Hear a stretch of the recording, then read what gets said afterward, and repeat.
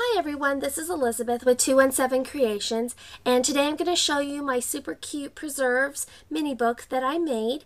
It is fabulous. I just got this cartridge not too long ago. I really haven't used it much, but I have to tell you, I really love this cartridge. The layering is super easy on it, and you can make these cuts as detailed as you want them to be. It is so much fun. Really love this cartridge. The file, of course, is Gypsy and is a free download on my blog at www.217creations.blogspot.com. So today I'm going to show you a little bit about this album, some of the details that really make it stand out, and then I'm going to go ahead and explain the file to you. So the first thing is the squares themselves are actually cut from preserves. I just went ahead and used the recipe card option and welded the shape to it, so it created a nice shape. This is cut with chipboard and then cut again in pattern paper and covered, and that's how I get that nice smooth look, but it's still really sturdy. So, and I always have to do a multi-cut of 2 on my chipboard because my Gypsy controls my speed. I really don't have any control over that.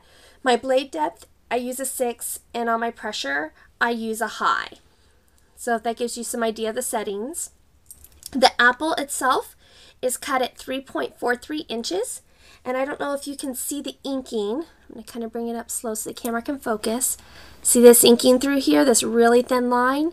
That awesome inking that allows you to get that really beautiful crisp edge is done using the Fantastics, and I've shown you guys before how to do this inking technique using Chestnut Roan and Fantastics. And if you have not seen this video yet, there's a link on my blog as well as on my YouTube channel. So please take a look at this video. It's fabulous. It'll make your inking die cuts a million times easier. So did that, of course, for all the cuts. The shiny part of the apple, if you can kind of see that reflecting in light, that's done with Viva Decor Pearl Pen, which is this. Absolutely love the Viva Decor Pearl Pen. I only ordered it in black and white until I got comfortable with it and knew that I loved it. But I do love it. It's a really great product and it's super easy to control. And I just filled in the cuts that the white created with the pearl pen and got that fabulous result. The next page is the pear. And this is done with glossy accents, the seeds inside there. The pear is cut at 3.66 inches. The next page is my strawberry. This is my favorite page. I love how it turned out. You might be wondering, oh my goodness, how on earth did she get those to line up so smooth? And I have to say that this cartridge was so well designed. The strawberry cuts with all these little dashes inside there. And at first I was kind of like, oh, I might go back through and hide selected contour and get rid of those. But the fact of the matter is that it made a really great tracing pattern to just take that Viva Decor pen and just dot. And so on every single one of the dashes, I just put a small dot. What I love about the Viva Decor is it does not take that long to dry, maybe an hour or 2 depending on your heat and humidity. But it dries and it just adds so much dimension. For the button, I used that for the center of the flower. I thought I'd just add a little bit of something different. Tied some embroidery floss and then hot glued it on there. The last one is the pineapple. This is done with glossy accents, and I don't know if you can see it in the video of the sparkles. I'm going to kind of bring it up here on the top of the pineapple. That is done with a Sakura Jelly Roll Stardust pen. My poor camera can't do that close. But it gives you an idea of what it looks like. These come in 2 packs, and I've seen them just about everywhere. But I like it because it adds shimmer without adding glitter. Sometimes I don't want glitter, I just want some bling. So it gives you an idea. This was bound using 1/2-inch O-wires from Zutter on my cinch machine.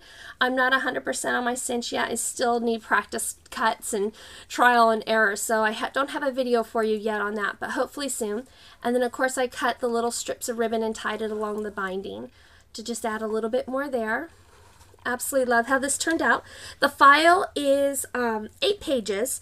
I don't want you to be intimidated when you open this file because I really did break it off into separate pages. The first 4 pages are going to be your layers for the book. So the squares with the welded fruit are your first 4 pages, and then pages 5 through 8 are your layers pages. And so they're all on there.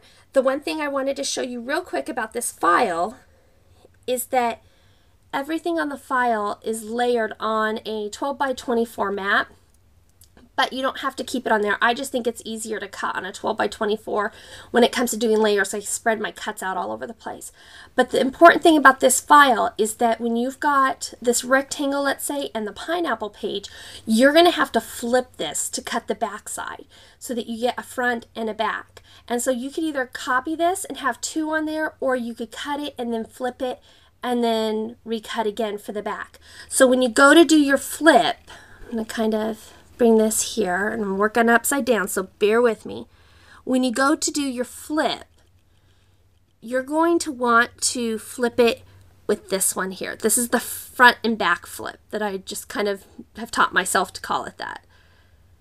And see how it flipped automatically? So now it's like the back of the book. I'll flip it again for you so you can see. There it goes. Front. See how that's kind of like the front of the book? And there's the back of the book. So you have to do that for all your cuts on here. I did not include front and back for all the pages. I'm kind of relying on you guys to do that for yourself. It keeps the file a little bit cleaner, and it also allows for baby bugs to easily cut this without having to do a ton of cut and pasting. So for those of us that have fortunate enough to have an expression, you just have to do a little bit of flipping. And I hope you really love this file. It took me a while to create, but I really love how it turned out.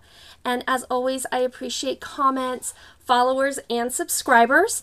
And once again, my blog address is www.217creations.blogspot.com. And I hope you have a great day, and thank you so much. Once again, I really appreciate all you guys commenting and subscribing. If you have any questions, please email me. I will be happy to return the email. So thank you so much. Have a great day.